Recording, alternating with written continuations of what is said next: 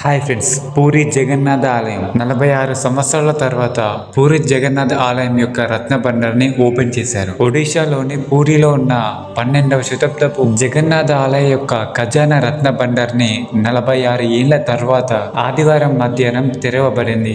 అసలు ఈ రత్న భండార్ని ఎందుకు తెరిచారు, ఎందుకని అన్ని సంవత్సరాలు వేచి ఉన్నారు అన్న దాని గురించి ఈ వీడియోలో క్లియర్ గా ఎక్స్ప్లెయిన్ చేస్తా. వీడియోను చివరిదాకా చూసే ప్రయత్నం చేయండి. పూరి జగన్నాథ ఆలయం యొక్క రత్న భండార్ని తిరిగి ఓపెన్ చేశారు కదా. ఈ రత్న భండార్ని ఇప్పుడే కాదు 1978 లో కూడా తెరవబడింది. అసలు ఆ ఖజానాలో ఏముంటుంది అంటే దేవతల విలువైన ఆభరణాలు అందులో ఉంటాయి. ఒడిశా ప్రభుత్వం ఏర్పాటు చేసిన కమిటీ ప్రకారం 11 మంది సభ్యులు ఆదివారం మధ్యాహ్నం జగన్నాథ ఆలయంలోని పూజనీయమైన ఖజానాను తిరిగి ఓపెన్ చేయడానికి ప్రవేశించారు. ఆ ప్రవేశించిన వారిలో ఒడిశా హైకోర్టు మాజీ న్యాయమూర్తి విశ్వనాథ్ రాథ్, శ్రీ జగన్నాథ ఆలయ పరిపాలన చీఫ్ అడ్మినిస్ట్రేటర్ అరబింద పాది, అలాగే డిబి గణనాయక్ వంటి వ్యక్తులు, అలాగే పూరి యొక్క నామమాత్రపు రాజు గణపతి మహారాజా ప్రతినిధి ఉన్నారు. ఈ రత్న భండార్లోకి ప్రవేశించిన వ్యక్తుల్లో 4 ఆయన సేవకులు. ఈ రత్న భండార్ని పునః ప్రారంభించేందుకు అనుమతి కోరే అజ్ఞ ఆచారం ఆదివారం ఉదయం పూర్తయింది. రత్న భండార్లో తోబుట్టువుల దేవతల విలువైన ఆభరణాలు అందులో ఉన్నాయి.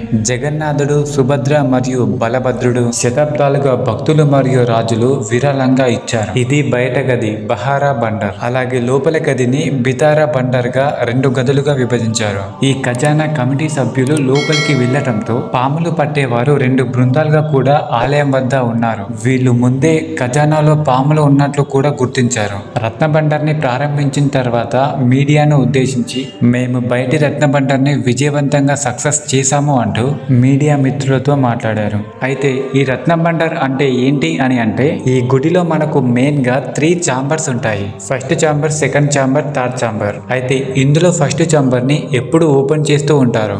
దీన్నే బహర్ భాండార్ అంటారు. ఇందులో ఎప్పుడు దేవునికి అలంకరించే నగలు, నిధులు ఇందులోనే ఉంటాయి. అయితే వీటన్నిటిని పూరి జగన్నాథ ఆలయంలో దేవునికి ప్రతి సంవత్సరం అలంకరిస్తూనే ఉంటారు. ఈ ఛాంబర్ దాటిన తర్వాతే మనకు సెకండ్ ఛాంబర్ వస్తుంది.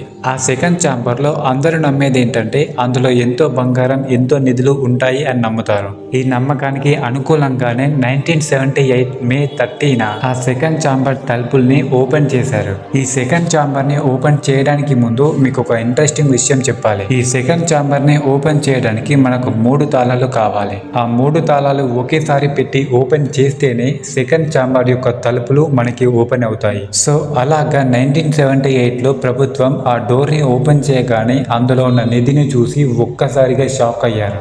ఎందుకంటే అందులో లెక్కించలేనంత నిధి అందులో దాగి ఉంది. అలాగే కొన్ని పొలిటికల్ ఇష్యూ జరగడం వల్ల ఆ డోర్స్ ని మళ్ళీ క్లోజ్ చేసేశారు. బట్ కానీ వాళ్ళు అప్పుడు కొంత నిధిని లెక్కించారు. ఆ లెక్కించిన నిధిని ఒక దగ్గర రాసి పెట్టారు. అండ్ ఈ 2 ఛాంబర్ కాకుండా థర్డ్ ఛాంబర్ కూడా ఉంది కదా, అందులో కూడా మనకు ఎంతో నిధి దాగి ఉంది.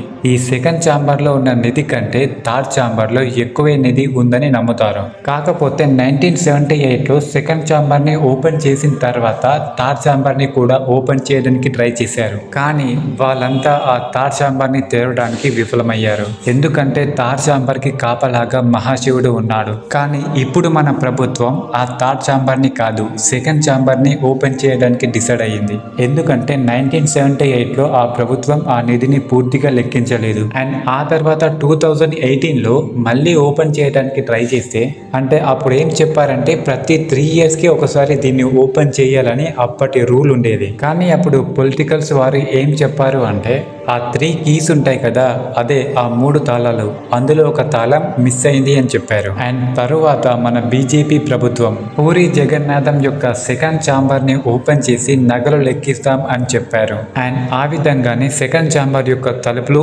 ఓపెన్ చేస్తున్నారు. జూలై 14, 2024 మధ్యాహ్నం 1:28 ఒక మంచి ముహూర్తాన్ని చూసుకొని ఈ డోర్స్ ని ఓపెన్ చేశారు. ఈ బంగారం ఎంతుందో తెలుసుకోవడానికి ఎంతో మంది ఆర్కియాలజిస్ట్ అలాగే ఫుల్ సెక్యూరిటీలతో ఈ బంగారాన్ని లెక్కించడానికి తీసుకెళ్లారు. అసలు ఆ సెకండ్ ఛాంబర్ లోకి అన్ని నిధులు ఎలా వచ్చాయి? సో ఫ్రెండ్స్, మనకు ఈ నిధి ఎలా వచ్చింది అంటే మనకు ఈ టెంపుల్లోనే కాదు, అనంత పద్మనాభ స్వామి టెంపుల్లో కూడా నిధి ఉంటుంది. ఆ నిధి రాజుల కాలం నుంచే వచ్చింది. ఆ కాలంలో మనకి ఎంతో మంది రాజులు ఉంటారు. ఆ రాజులు ఆక్రమణ చేసిన నిధిని ఇలా దాచిపెట్టుకుంటూ ఉంటారు. అందులో కొంత నిధిని ఇలా టెంపుల్స్ కి ఇస్తారు. ఆ నిధిని ఎవరు ఓపెన్ చేయకుండా అప్పటి టెక్నాలజీ పరంగా ఇలా దాచిపెడుతూ ఉంటారు. అండ్ పూరి జగన్నాథ ఆలయం యొక్క విషయానికి వస్తే మనకు అక్కడి శాసనాలు ఏం చెప్తున్నాయి అంటే అప్పటి కాలంలో గజపతి కపిలేంద్ర అనే ఒక రాజు ఉండేవాడు. ఆ రాజు ఎన్నో రాజ్యాలను ఆక్రమించి ఎంతో నిధిని దాచిపెట్టాడు. ఆ నిధులను ఒక బాక్స్ లో భద్రపరిచి ఏనుగుల ద్వారా ఈ గుడికి తెచ్చాడు. ఆ నిధులని ఇలా చాంబర్స్ లో దాచిపెట్టారు అని చెప్తూ ఉంటారు. అలాగే వాటిని ఓపెన్ చేయడానికి తన టాలెంట్ ని బట్టి ఎంతో టెక్నిక్ గా లాక్ చేశాడు అని చెప్తూ ఉంటారు. సో ఈ విధంగా ఆ నిధి అనేది ఆ టెంపుల్స్ కి వచ్చింది. సో గాయస్, ఆ నిధిని లెక్క పెట్టిన తర్వాత ఆ నిధిని ఏం చేస్తే బాగుంటుంది అన్నది మీ అభిప్రాయంగా కింద కామెంట్ చేయండి. అండ్ ఈ వీడియో కనుక మీకు నచ్చినట్టయితే తప్పకుండా లైక్ చేసి ఛానల్ని సబ్స్క్రైబ్ చేసి బెల్ నోటిఫికేషన్ ఆన్లో పెట్టుకోండి. జై పూరి జగన్నాథ.